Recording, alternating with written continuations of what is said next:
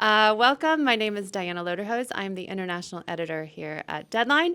We are here at Deadline's Red Sea Studios in Jeddah, and I'm delighted to be here today with Ranveer Singh, Thank you for who having me, ma'am. we are so grateful to have you in. And if you don't know who he is, then where have you been hiding? If you don't know, now you know, homie. Another one of my favorite rap songs. We were conversing before this interview started, and we connected on Nelly, who is a St. Louis, Missouri native like Yes, yourself. that's correct. And this is another one of my favorite songs, lyrics that resonate with me and my life. Juicy by the Notorious B.I.G., one of my favorites. Are you going to rap it? You knew very well who you are. Don't let him hold you down. Reach for the stars. Uh, Pretty much every lyric of every line is probably my favorite. Fantastic. Um, 50 inch screen, money green leather sofa. Got two rides a limousine with a chauffeur. Okay, so you clearly have a very big musical knowledge, but let's talk a little bit about your films, if you don't mind. I actually got to explore the musical side of my personality when I did a movie called Gully Boy in Yes. 2019. When I meet people from Western cultures, I oftentimes jokingly uh, mention Gully Boy, saying it was like the Indian 8 Mile. But that did very well. Oh, exceedingly well.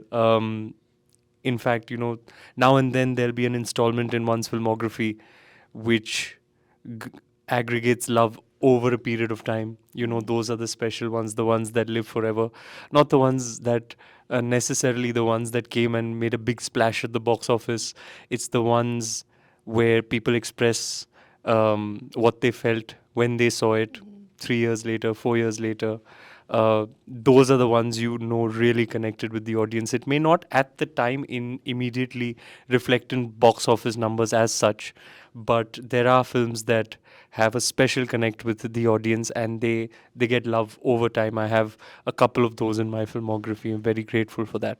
Could you mention the other ones? Because I was just going to ask, what are some, you've had such a storied career so far. What would you say have been some of the real films that have I been think definitive in your career for you? my very first movie was actually considered a sleeper hit. Came out on a Friday, and it sort of grew very slowly and had legs over a period of time. But the memory, or people remember the dialogues. Uh, they've seen it multiple times. It's a romantic comedy called Band Baja Barat. Basically, I played a wedding planner in that, and that's one that really is one that lives forever. There's my third movie was Lutera, a very fine piece of work by one of our most sparkling talents, Mr. Vikramaditya Motwani. He turned a new page for me, showcased a side of my repertoire that people hadn't seen at the time. And at the time, it was not commercially successful, highly critically acclaimed. But over a period of time, even 10 years later, people come up to me and be like, when are you going to do more movies like Lutera? It's one of the most beautiful films we've seen.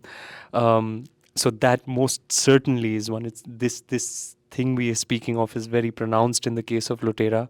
And then there's Ram Leela, there is Baji Rao Mastani, but these are very intense, dramatic magnum opuses. Mhm. Uh, you know, the ones that get watched multiple times are the ones that are in the lighter vein. I would say Dil Dhadakne Do, Rocky or Rani Ki Prem Kahani, Simba, 83. The most recent example is 83. Again, it came in the thick of Omicron, and it did well commercially, Mhm. but not perhaps up to the projections. But the way that movie gets mentioned everywhere I go, parents come up to me and be like, man, my kid will not eat if I don't play 83. This must be the 53rd time that the kid is watching it. Um, People come, we've seen Rocky Orani 6 times, 8 times, 15 times. When people express themselves, when they'll say your dialogues back to you, which have, they watched it when the movie came out years ago, but they'll repeat your dialogues, those are the ones that connected. Box office aside, Mhm. there is a connect with the audience. When the audience watches it, they connect with it. It comes out on streaming, on television. They watch it again and again, and it lives and grows. The love for that grows over time. Those are the really special ones that one really does cherish. It's fantastic. So, can you tell us a bit? You have some pretty big upcoming projects, notably Dawn, Of course. which you'll be following the footsteps of Shah Rukh Khan and Amitabh Of Bachchan. course. Tell me a little bit about what, this is such a legendary franchise. Mhm. What, what are your kind of feelings about this, and what will you bring to the role? I'm hoping to make Dawn my own and give it my spin, my interpretation. Uh, it is the handing over of the baton in one of our most loved and revered franchises of Hindi cinema. The significance of that is not lost on me. When the announcement was made, as expected, it came with its share of skepticism. But throughout the history of cinema, this has happened. Even as recently as perhaps when the Bond franchise changes hands, when they announced Daniel Craig as the new Bond, it came with its share of skepticism. So this is only natural.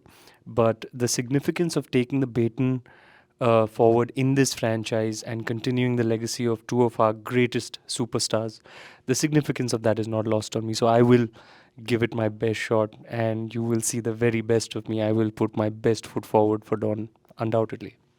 Do you have any details on when it will shoot, or what the kind of timeline is? I've been jamming with the maker, Farhan Akhtar. Um, I've actually acted with him in Dil Dhadakne Do. We are great friends. We have a great rapport, and it's very heartening for me to see the conviction and belief that he has in my abilities. It gives me a lot of confidence and fills me with courage because, of course, at the end of the day, I'm human, right? So the prospect can get daunting in moments now and then. But Farhan gives me the courage and confidence. And it's been wonderful jamming with him. We have some very cool cutting edge ideas that we're hoping to incorporate in the film, and we're excited to work on it and present it and usher in the new phase of the Dawn franchise. Very exciting. Bigger and better than ever before. Go big or go home. Very exciting. I have one last question for Ji. you. So, Indian cinema is having such a moment on the international, beyond its own shores, especially with the moment in the Oscars last year. The cinema seems to be traveling a bit more. Where would you say Indian cinema is at? It's a kind of a big question, but from you, having worked in this business for some time now, where would you say it is at right now? I think, if I may say so, in all humility, as a very proud member of the Indian film fraternity, I would say we are on the cusp of an explosion. I think RRR is the first sign of that. It's like a volcano just bubbling, and the first burst, perhaps, is RRR. And I'm confident that there will be no looking back. We've always had a very rich culture of films in our country. I think now that media is connecting the world and making it all one great big global landscape, I think it's India's moment is now. We are on the cusp of it. We've seen what's happened with South Korean content, with Squid Game or Parasite.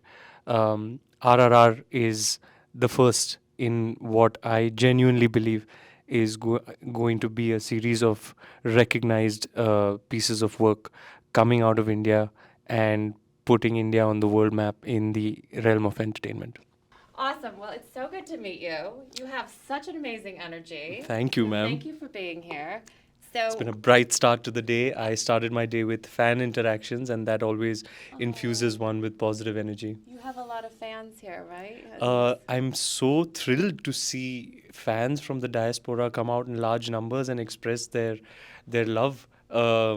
It was really a wonderful experience interacting with them this morning, not just from India, but from Saudi Arabia, Pakistan, Bangladesh.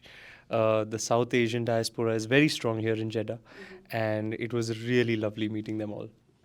Ranveer, thank you so much. It was Thank you, such a ma'am. pleasure to meet you. Thank you Thank you. so much. Pleasure was mine. Thank you for having me.